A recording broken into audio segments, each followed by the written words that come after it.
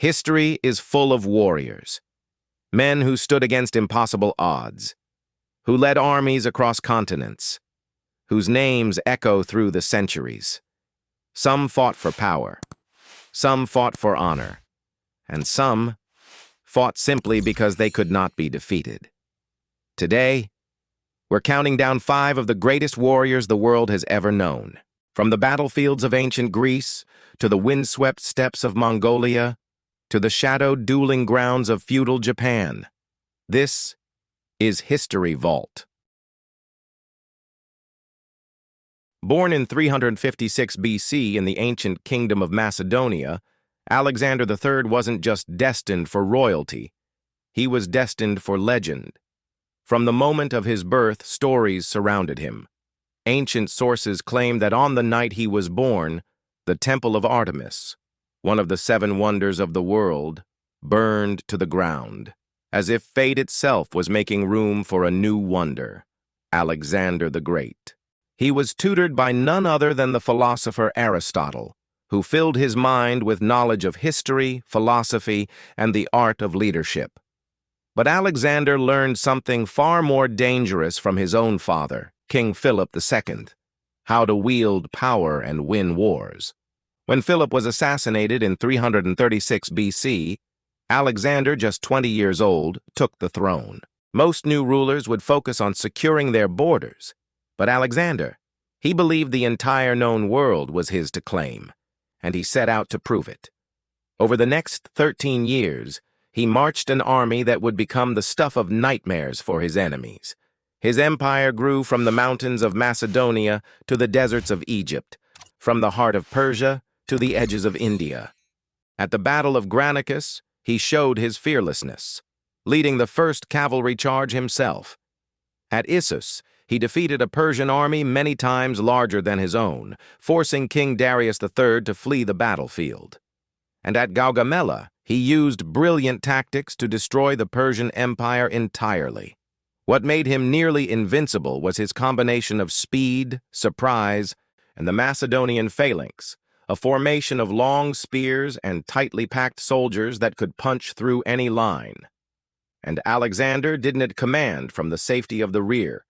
He fought in the front ranks, risking his life alongside his men. He never lost a single battle, not once. Even in the most desperate situations, his strategies turned the tide. His enemies feared him, and yet they also admired him. He treated many conquered peoples with respect, adopting their customs and even marrying a Persian princess to unite cultures. But greatness comes with a cost. In 323 BC, at the height of his power, Alexander fell ill in Babylon. The cause remains one of history's great mysteries. Some say fever, others poison. He was just 32 years old. When news of his death spread, the empire he had built fractured almost instantly. But his legend? That has never died. To this day, Alexander the Great means one thing: unstoppable. If Alexander the Great was the lightning strike, Genghis Khan was the storm that never ended. Born Temujin around 1162 on the unforgiving plains of Mongolia, his early life was marked by hardship. His father, a tribal leader, was poisoned by a rival clan. Temujin, still a boy, found himself the head of his family, a family soon abandoned by their tribe and left to starve in the wilderness. But Temujin was forged by struggle. Hunger taught him resourcefulness. Loss taught him resilience. Betrayal taught him never to trust too easily. And through it all, one thing grew within him: the unshakable will to rise above everyone who had wronged him. As he grew older, he proved himself not only as a warrior, but as a master of alliances and strategy. He united the fractured Mongol tribes, each one known for their ferocity and independence, into a single disciplined force. It was a feat so unlikely that when it happened, the world barely believed it, until it was too late. In 1206, Temujin was declared Genghis Khan, meaning universal ruler. From that moment on, the world would know fear in the thunder of Mongol hooves. His army was unlike any other. Each soldier was a skilled horseman, capable of firing arrows accurately while riding at full gallop. The Mongols could cover up to 100 miles in a single day, striking deep into enemy territory before word could even spread of their approach. Their movements were so fast, it was said they fought yesterday's battle before their enemy even realized war had begun. But speed wasn't his only weapon. Genghis Khan mastered the art of psychological warfare. Stories of his brutal retribution traveled ahead of his armies, causing cities to surrender without a fight. In battle, he used deception, faking retreats to lure enemies into traps, surrounding them and destroying them utterly. He wasn't just a destroyer, though. Genghis Khan valued talent over birthright, promoting soldiers based on merit rather than noble blood. He established laws, protected trade routes, and created a postal system that spanned continents. In many ways, he built the foundation of the modern world, even as he tore down the old one. By the time of his death in 1227, his empire stretched from Korea to Eastern Europe, the largest contiguous empire in human history. And yet, in keeping with his nomadic traditions, he was buried in an unmarked grave somewhere in Mongolia, its location still a mystery today. 8 centuries later, his name is still spoken in Mongolia with the reverence reserved for gods. In Japan's feudal era, warriors lived and died by the sword. Samurai were bound by Bushido, the way of the warrior, a strict code of honor, loyalty, and martial skill. But among all of them, one name rose above the rest: Miyamoto Musashi. Born in 1584 in Harima Province, Musashi entered the path of the warrior at an age when most boys were still learning their first lessons in manners. At just 13 years old, he fought his first duel against a trained adult swordsman and won. It wasn't skill alone that saved him that day. It was his cunning, his instinct, and his refusal to lose. That duel was only the beginning. Over the next 3 decades, Musashi would engage in more than 60 duels against the finest swordsmen, soldiers, and martial artists of his age. In every one of them, he remained undefeated. Musashi was no ordinary fighter. He pioneered a style called Niten Ichi Ryu, 2 heavens as one, in which he wielded a katana in one hand and a shorter wakizashi in the other. This style gave him unmatched versatility, allowing him to strike, defend, and counterattack in ways no single sword opponent could anticipate. To face Musashi was to face something unpredictable and deadly, but the sword was only part of who he was. Musashi was also a skilled painter, calligrapher, and philosopher. He saw combat as an art, and art as a kind of combat. His strategies went beyond technique. He believed in breaking an opponent's spirit before the fight was even decided. He would sometimes arrive late to duels, frustrating his enemies, forcing them to lose focus before the first strike. In his later years, Musashi withdrew from public life to write his masterpiece, The Book of 5 Rings. This was not simply a manual on sword fighting. It was a treatise on life, strategy, and the mindset required to overcome any challenge. Centuries later, it is still studied not only by martial artists, but by military leaders, athletes, and even business strategists.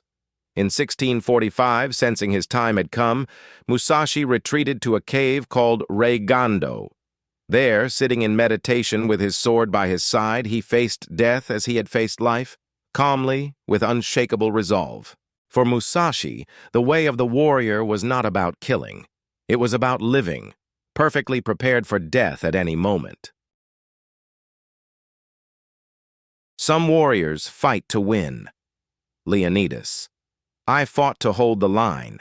In 480 BC, the Persian king Xerxes launched an invasion of Greece with an army so vast, ancient sources claimed it numbered in the hundreds of thousands. Persia's might was overwhelming. Cities fell before them like leaves before a storm. But in their path stood one man and one city-state that refused to bow: Sparta. Leonidas, king of the Spartans, was no stranger to war. In Sparta, Boys were taken from their homes at age 7 and trained in the agage, a brutal education designed to produce warriors without fear. Leonidas had lived this life from childhood, forged into a soldier long before he was a king.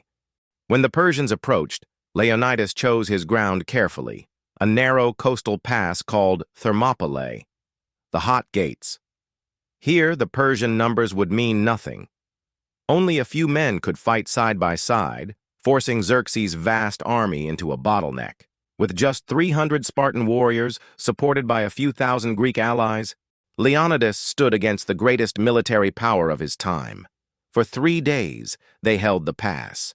The Spartans fought in perfect discipline, shields locking together, spears thrusting with deadly precision.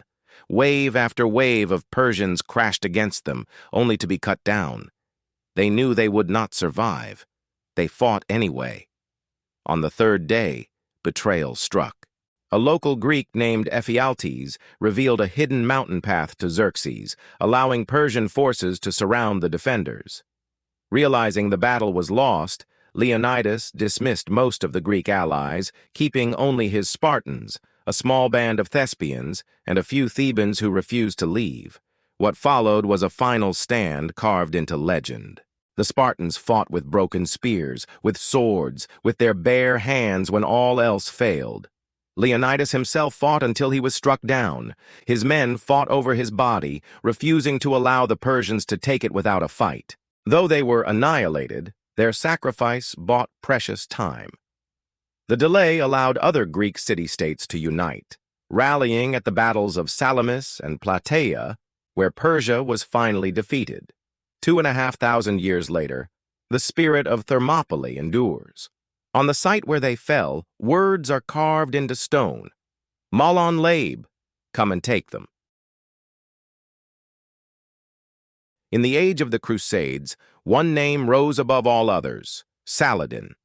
Not just a warrior, but a leader whose honor became legend. Born in 1137 in Tikrit, Saladin began his life far from the throne. Trained in the art of war, he fought as a young soldier under his uncle's command.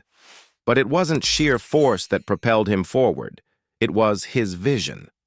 Saladin dreamed of uniting the divided Muslim world, and through diplomacy, strategy, and persistence, he became Sultan of Egypt and Syria. In 1187, his destiny arrived. At the Battle of Hattin, his army, disciplined, patient, and relentless, encircled the Crusader forces under the blazing sun. By the battle's end, the Crusaders were broken, their hopes shattered. Days later, Saladin reclaimed the holy city of Jerusalem. But here, history took an unexpected turn. When the Crusaders had taken the city decades earlier, the streets had run red with blood. Saladin chose another path. He spared the city's inhabitants, offering safe passage instead of slaughter. Even his fiercest enemies, like King Richard the Lionheart, could not help but respect his chivalry. Saladin ruled with humility, giving away much of his personal wealth to those in need. When he died in 1193, the man who had ruled an empire was buried in a simple grave, his legacy not in riches, but in honor. Over 800 years later, his story still reminds the world. True power is not only in the sword, but in the heart that wields it. From the windswept plains of Mongolia, where thunderous hooves shook the earth, to the shadowed mountain passes of Greece, where shields locked and spears bristled in defiance, to the silent dueling grounds of Japan, where honor was written in the arc of a blade. History's greatest warriors fought with courage that defied fear, with strategies that shaped empires, and with wills that could not be broken. They were more than soldiers. They were visionaries, leaders, and legends, etched into the memory of time. Their battles ended centuries ago, but their spirit still speaks to us. A reminder that the fight for honor, justice, and survival is as old as humanity itself. This has been History Vault, and remember, history is not just the story of the past, it is the story of us all.